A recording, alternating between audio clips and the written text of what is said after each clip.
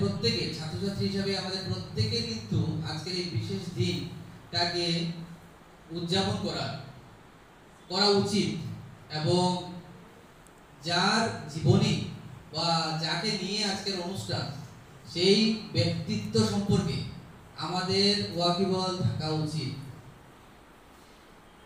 যেহেতু বলা হয়েছে কিছু বলার জন্য, কিছু না বললেও, যদি না বলার কথাও হতো তবু আমি বলতাম, কারণ এমন একজন ব্যক্তিত্ব বা এমন একজন ব্যক্তি নিয়ে বা ব্যক্তিকে ঘিরে আজকের অনুষ্ঠান, সেই ব্যক্তি সম্পর্কে কিছু না বললে বোধহয় দিনটা বা ওনার যে বার্থডে অ্যানিভার্সারি, সেই অ্যানিভার্সারি হয়তো বা সার্থক হয়ে উঠতো না।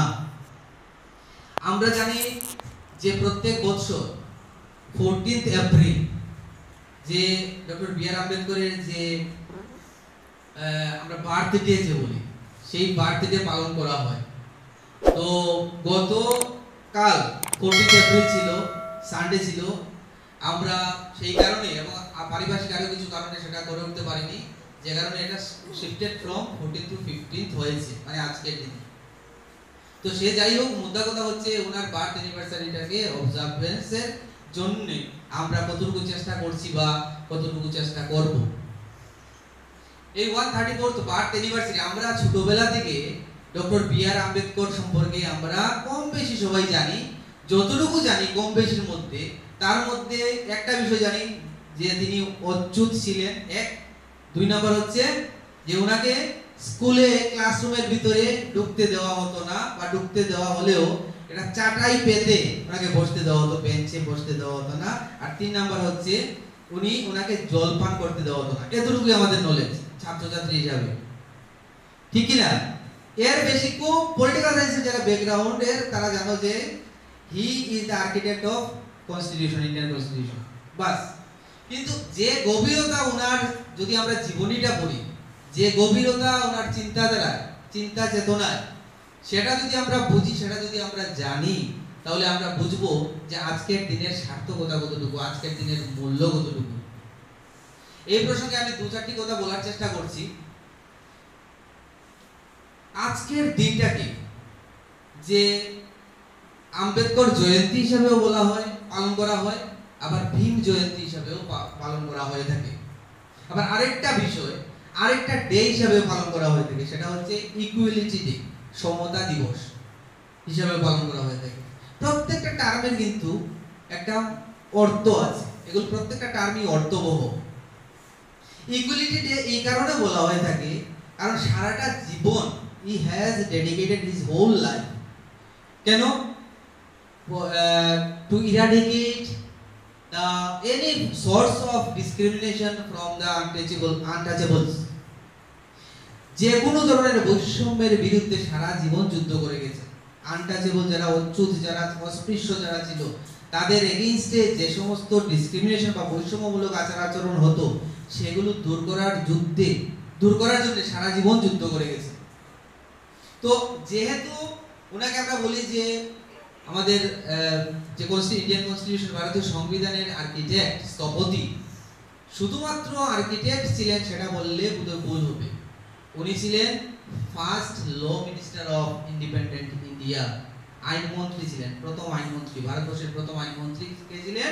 Doctor B R Ambedkar. পাশাপাশি উনি ছিলেন জুরিস্ট, উনি ছিলেন ইকোনমিস্ট এবং উনি ছিলেন সোশ্যাল রিফর্মার। কি ছিলেন না এমন এক ব্যক্তিত্ব, যিনি যেখানে আজকের সময় 21st সেঞ্চুরিতে দাঁড়িয়ে 5, 7, 9 বছর লাগে পিএইচডি করতে, ওনার 2 বছর সময় লেগেছে পিএইচডি করতে। কি পাণ্ডিত্য ওনার, কি দখল, শুধুমাত্র একটা সাবজেক্টে নয়, অনেকগুলো সাবজেক্টে, অনেকগুলো বিষয় নিয়ে ওনার যে পাণ্ডিত্য, সেটা সারা বিশ্বে ছড়িয়ে পড়েছিল, যে কারণে ওনাকে বলা হয় গ্লোবাল স্কলার। যাই হোক, তো ইকুয়ালিটি ডে পালন করা হয় থাকে প্রত্যেক বছর এই দিনটাকে, মানে ওনার বার্থডেকে to give respect and honour to doctor B R Ambedkar. এই কারণে এখানে বলা হয়ে থাকে যে ভীম জয়ন্তী হিসেবে পালন করা হয়ে থাকে, পাশাপাশি ইকুয়ালিটি ডে হিসেবে বা সমতা দিবস হিসেবে পালন করা হয়ে থাকে। নেক্সট হচ্ছে, প্রথম বললাম architect of Indian constitution, number 2 হচ্ছে ক্রুসেডার অফ ইকুয়ালিটি। ক্রুসেডার মানে কি? অনবরত, মানে এটাকে বলা হয় he has fought for relentless fight, he has done relentless fight for the আনটাচেবলস, যেখানে বলা হয়েছে নিরলস প্রতিবাদ আন্দোলন করে গেছেন কাদের জন্য? যারা আনটাচেবল ছিল, যারা সমাজের পিছিয়ে পড়া বর্গ ছিল, যারা সমাজে পিছিয়ে পড়েছিল, তাদের জন্য উনি ওনার আওয়াজ সারা জীবন উনি আওয়াজ তুলে গেছেন, তাদের জন্য কাজ করে গেছেন। এবং তার যে এই নিরলস প্রয়াস, সেটা আমরা দেখতে পাই যে বিভিন্ন যে সোশ্যাল এবং ইকোনমিক যে মোবিলিটি, সচলতা, সেই সোশ্যাল এবং ইকোনমিক সচলতাকেও মানে সমাজ ব্যবস্থার মধ্যে সেই সচলতা নিয়ে এসেছিল, সেটা সামাজিক এবং আর্থিক উভয় ক্ষেত্রেই। এটা হচ্ছে 2 নম্বর। 3 নম্বর হচ্ছে আমি যেটা বলেছিলাম গ্লোবাল স্কলার। তা উনার যে অগাধ পাণ্ডিত্য, সেই পাণ্ডিত্য শুধুমাত্র not in the field of political science, not in the field of constitution, but also in the field of economics. এবং তার যে রাইটিংস গুলো ছিল, ওনার যে রাইটিংস গুলো, যে লেখালেখিগুলো ছিল, সেই লেখালেখিগুলো কিন্তু বিভিন্ন ইস্যুকে তুলে ধরেছিল। ইস্যুর মধ্যে আমরা দেখতে পাই কাস্ট এন্ড ইনইকুয়ালিটি, কাস্ট এবং ইনইকুয়ালিটি সম্পর্কে ওনার যে লেখাগুলো ছিল, সেই লেখাগুলো বেশ সাড়া জাগিয়েছিল, মানুষকে সচেতন করেছিল।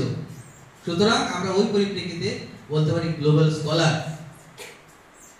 তারপর যে বিষয়টা আসছে যে ডক্টর বি.আর. আম্বেদকর নিজে as a source of inspiration ছিলেন, এবং যেখানে বলা হয় he is termed as inspiration of progress, প্রগতির জন্য উৎসাহদাতা হিসাবে উনি কাজ করেছেন। সমাজের যে অবস্থান ছিল, সেই অবস্থান থেকে সমাজকে আরো অগ্রসর করতে ওনার যে ভূমিকা, সেই ভূমিকার কারণে আজকের সময়ে আমরা এখানে দাঁড়িয়ে আছি। বিশেষ করে he has talked about the status of women and labour class, মহিলাদের নিয়ে উনি যা চর্চা করেছেন, যা লেখালেখি করেছেন। আমি এখানে গার্লস স্টুডেন্ট যারা আছো, আমি অ্যাটলিস্ট একবার রিকোয়েস্ট করব, তোমরা you just go through doctor B R. Ambedkar's writings so that you can find out ওনার যে লেখার বা লেখনের মধ্যে ডেপথ কতটুকু ছিল, তো সেটা তোমরা কিন্তু তখনই বুঝতে পারবে। তো উনি নারীদের যে ক্ষমতায়ন, নারীদের যে উমেন এম্পাওয়ারমেন্টের সম্পর্কে কিন্তু কথা বলেছেন, পাশাপাশি লেবার ক্লাস সম্পর্কেও কিন্তু উনি কথা বলেছেন।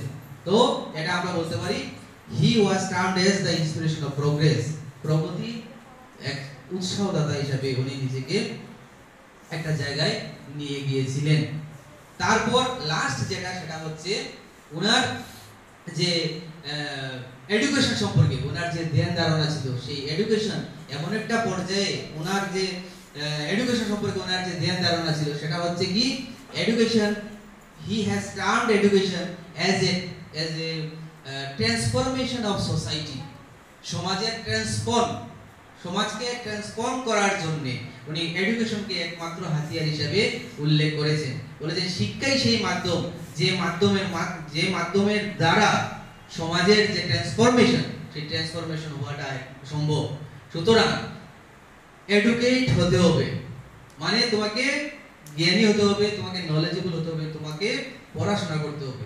তো সব মিলিয়ে দেখা গেছে যে উনি এমন কোনো দিক নেই যে দিকগুলো সম্পর্কে আলোচনা করেননি।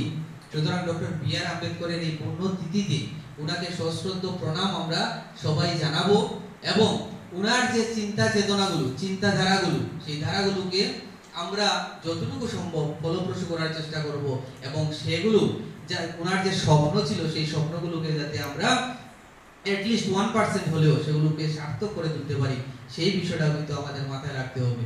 কারণ তোমরাই হচ্ছে ধারক এবং বাহক ওনার চিন্তাধারা, এবং সেই চিন্তাধারাকে এগিয়ে নিয়ে যাওয়ার ক্ষেত্রে প্রথম সারির নেতা বা নেত্রী হচ্ছে তোমরা। সুতরাং তোমরা যদি ওনাকে না পড়ো, ওনাকে না বোঝো, তাহলে যে ওনার যে স্বপ্ন, সেই স্বপ্নটা বোধহয় স্বপ্নই থেকে যাবে। শিক্ষা আমাদেরকে বিনয়ী করে, শিক্ষা আমাদেরকে উদার করে। তো সেই শিক্ষায় শিক্ষিত হতে হবে, সেই শিক্ষায় বলিয়ান হয়ে আমাদেরকে এগিয়ে যেতে হবে।